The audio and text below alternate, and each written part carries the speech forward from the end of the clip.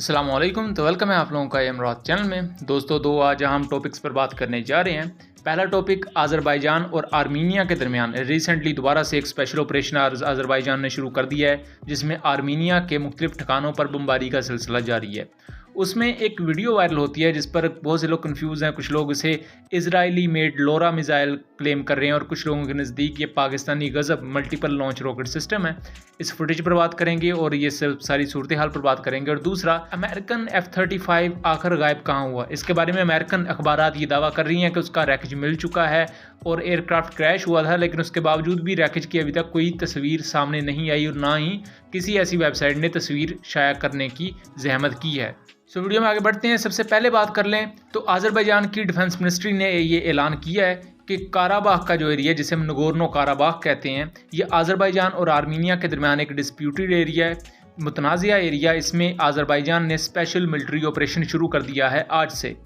Azerbaijan ये दावा करता है कि काराबाख का वो एरिया जो आर्मीनिया के अंडर है, उसमें ऐसी प्रोक्सीज या ऐसी तंजीमें मौजूद हैं जो अज़रबैजान के खिलाफ जंग की तैयारी कर रही थी और हमने आज इसके खिलाफ ऑपरेशन शुरू कर दिया है। जंगी झड़पें जारी हो चुकी हैं। अज़रबैजान ने लगे हाथ ही काफ़ी ज़्यादा इलेक्ट्रॉनिक वॉरफेयर ग्राउंड स्टेशन और एयर डिफेंस सिस्टम आर्मीनिया के तबाह किए हैं। उनकी वीडियोज़ मैंने अपने ट्विटर पर शेयर की हुई हैं। जो लोग मेरे ट्विटर पर फॉलो करते हैं उसे देख सकते हैं। बहरहाल मैं उसका लिंक डिस्क्रिप्शन में दे दूंगा। उसके अलावा यहाँ एक वीडियो वायरल हुई है जो कि ट्विटर पर और सोशल मीडिया पर काफ़ी ज़्यादा डिस्कस की जा रही है। सबसे पहले ये वीडियो कुछ इजरायली अकाउंट्स की तरफ से आती है, उसके बाद इसे पाकिस्तानी अकाउंट्स भी पिक करते हैं। अब इजरायली अकाउंट से दावा करते हैं कि ये इजरायली मेड लोरा मिसाइल्स हैं और पाकिस्तानी अकाउंट से क्लेम करते हैं कि ये गज़ब मल्टीपल लॉन्च रॉकेट सिस्टम्स हैं जो कि पाकिस्तान बनाता है। इसके बारे में हम कंफर्म तो कुछ भी नहीं कह सकते। जो इजराइल का लोरा मिसाइल है ये बुनियादी तौर पर एक टैक्टिकल बैलिस्टिक मिसाइल है, जबकि जो पाकिस्तान के यरमूक रॉकेट्स हैं यानी गज़ब मल्टीपल लॉन्च रॉकेट सिस्टम है, ये 122 mm के रॉकेट सिस्टम्स हैं। ये भी बैलिस्टिक ट्रैजेक्टरी को ही यूज़ करते हैं, लेकिन लोरा एक सोफिस्टिकेटेड बैलिस्टिक मिसाइल है। अज़रबैजान लोरा मिसाइल को यूज़ करता है। इंडिया ने भी लोरा मिसाइल को लेना है और इंडिया को ऑलमोस्ट इजरायली लोरा मिसाइल काफ़ी ज़्यादा सोफिस्टिकेटेड लगा था, तो उसके लिए उन्होंने मुआहदा कर लिया है। लोरा मिसाइल को अगर देखा जाए तो ये कोई ऐसा मिसाइल नहीं है जिसको रॉकेट की तरह यूज़ किया जा सके। मींस के ये 350 से 500 किलोमीटर की रेंज प्रोवाइड करता है और इसे स्पेशल टारगेट्स को तबाह करने के लिए डिज़ाइन किया गया है। लेकिन जो रॉकेट सिस्टम्स होते हैं ये बहुत बड़ी तादाद में फायर करने के लिए यूज़ किए जाते हैं और अभी चूंकि एक कॉन्फ्लिक्ट इनिशियली शुरू हुआ है, सो अभी बिल्कुल भी ये कोई सेंस नहीं बनाता कि अज़रबैजान अपने सोफिस्टिकेटेड वेपन्स को निकाल के एकदम यूज़ करना शुरू कर देगा। और जिस तरह की ट्रैजेक्टरी लग रही है और जितनी बड़ी तादाद में ये फायर किए गए हैं, तो ये रॉकेट सिस्टम से ज़्यादा मुशाबहत रखते हैं, ना कि एक बैलिस्टिक मिसाइल से। सो बहुत ज़्यादा चांसेस ये हैं कि ये पाकिस्तानी गज़ब मल्टीपल लॉन्च रॉकेट सिस्टम्स हैं। उसके अलावा रिसेंटली कुछ मूवमेंट्स नोट की गई थी जिसमें अज़रबैजान का एक ट्रांसपोर्ट एयरक्राफ्ट इस्लामाबाद से वापस जाता है और मुख्तलिफ इस तरह की फ़्लाइट्स कंडक्ट करता है। उसके बारे में बहुत से दफाई माहिरीन का ये दावा है कि पाकिस्तान से रिसेंटली कुछ इमदाद वगैरह अज़रबैजान को दी गई है, जिसमें रॉकेट सिस्टम्स और इस तरह का दूसरा असला मौजूद था। उसके बाद अब हम आ जाते हैं अमेरिकन F-35 के उस तमाम सूरत हाल के हवाले से, क्या वो मिला है, क्या वो नहीं मिला, और इसको चाइना के साथ भी वैसे जोड़ा जा रहा है। जो F-35 एयरक्राफ्ट है ये बुनियादी तौर पर अमेरिकन एयरफोर्स का नंबर 1 एयरक्राफ्ट है और मैं यह यूँ कहूँ कि दुनिया का नंबर 1 एयरक्राफ्ट है तो कुछ गलत नहीं होगा। F-35 एयरक्राफ्ट ना सिर्फ अमेरिका में डिप्लॉयड हैं, बल्कि जो अमेरिका के बहुत करीबी इत्तेहादी हैं वो भी इस तैयारे को इस्तेमाल करते हैं। अब F-35 एयरक्राफ्ट के साथ हुआ क्या कि एक F-35B एयरक्राफ्ट था US मैरीन कोर का। वो एयरक्राफ्ट 18 सितंबर को गायब हो जाता है, मतलब लिटरली उसका पता ही नहीं चलता वो उड़ता हुआ गया कहाँ। उसका पायलट मिलता है और पायलट ये कहता है कि वो इजेक्ट कर गया था और उस पायलट को हॉस्पिटलाइज कर दिया जाता है, उसे हॉस्पिटल भेज दिया जाता है। उसके बाद F-35 को ढूंढने का काम शुरू हो जाता है।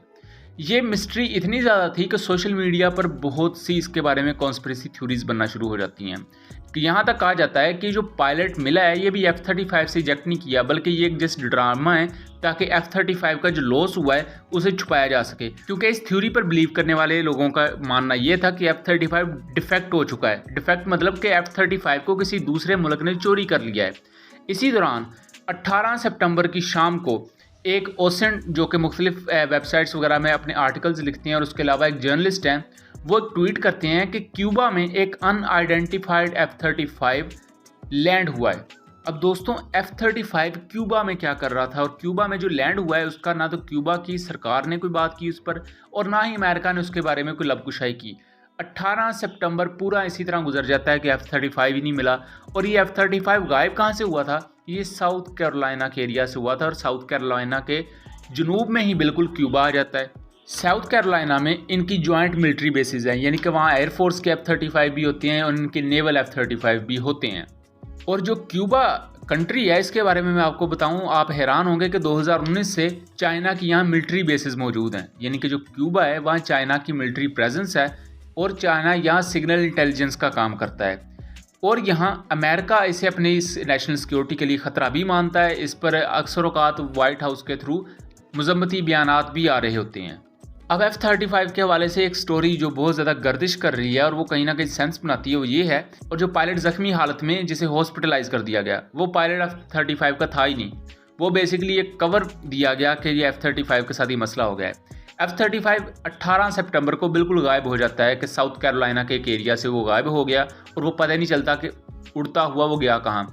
ना अमेरिकन रेडार उसे रीड कर पाए, और इतनी बड़ी जो जॉइंट मिलिट्री बेस पर एक प्रेजेंस थी अमेरिकन रेडार्स की और अमेरिकन इंटेलिजेंस बेस्ड गैजेट्स की, वो एक जहाज़ को ही नहीं ढूंढ पाए। वैसे अमेरिका का ये दावा होता है कि दुनिया में कहीं भी कुछ हो जाए उन्हें उसी वक्त पता लग जाता है, ख़ास तौर पर जब अमेरिका के मफादात के ख़िलाफ़ हो कुछ तो उसी वक्त पता लग जाता है। लेकिन इस F-35 का किसी को पता ही नहीं लगा कि वो कहाँ गया।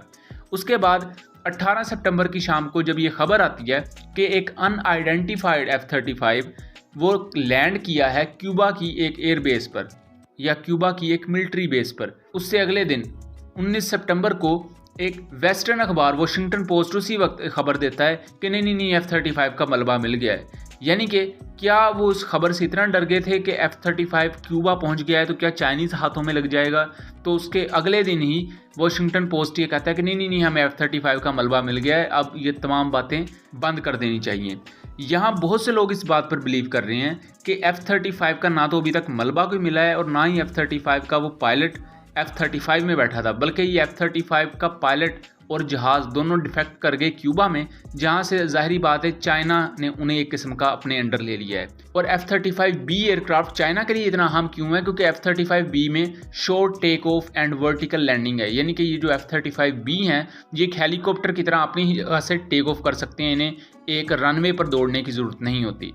और चाइना भी अपने upcoming J-35 carrier borne 5th generation aircraft के लिए वीटोल सिस्टम्स बनाने की तैयारी कर रहा है। और उसके लिए इससे पहले भी चाइना ने J-31 और J-35 जब डेवलप कर रहा था तो F-35 की कुछ टेक्नोलॉजीज़ को आप समझ लें चोरी किया था, या किसी न किसी तरह उन्होंने निकलवा ली थी, कुछ ब्लूप्रिंट्स वगैरह और इस तरह की चीज़ें। अब यही थ्योरी गर्दिश कर रही है कि चाइना ने ये डिफेक्ट करवाया है F-35 को अपने उस क्यूबा में मौजूद मिलिट्री बेस पर, और वहाँ से चाइना इसको रीड करेगा, ये जो भी मामला हैं। और अमेरिका अपनी शर्मिंदगी को छुपाने के लिए अब इस तरह की बातें कर रहा है कि 18 सितंबर पूरा दिन अमेरिकन गवर्नमेंट भी चुप रहती है, अमेरिका के मीडिया ज़राए भी चुप रहते हैं, और फिर उससे अगले दिन वॉशिंगटन पोस्ट ये कहता है कि नहीं अब हमें रैकेज मिल चुका है, और उस रैकेज या उस मलबे की भी तस्वीर अभी तक सोशल मीडिया पर नहीं दिखाई। बहरहाल मैं ये नहीं कह रहा कि वाकई चाइना ने इसे चोरी कर लिया है इस F-35 को, ये चाइना के हाथ लग चुका है ये F-35, लेकिन जिस तरह की ओसेंट रिपोर्ट्स आई 18 सितंबर को, वो सारा पैटर्न देखते हुए ये कहीं ना कहीं डाउट ज़रूर पड़ता है कि ये कहीं चाइना के हाथ तो नहीं लग गया। क्योंकि अगर ये वाकई चाइना के हाथ लग चुका है तो अमेरिका के लिए बहुत फिर शर्मिंदगी की बात है, और अमेरिका आप देखते हैं इसको किस तरह कवर करता है। लेकिन अगर ये क्रैश हुआ है तो फिर भी अमेरिका की इस जॉइंट एयरबेस पर इनकी मेंटेनेंस और इनके क्रूज को लेकर सवालिया निशान तो पैदा करेगा।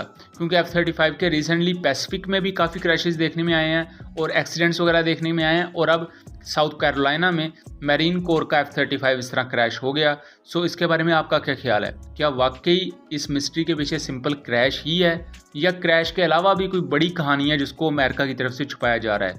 सो उम्मीद करता हूँ चीज़ें क्लियर रही होंगी। मिलेंगे अगली वीडियो में, तब तक के लिए अल्लाह हाफिज़।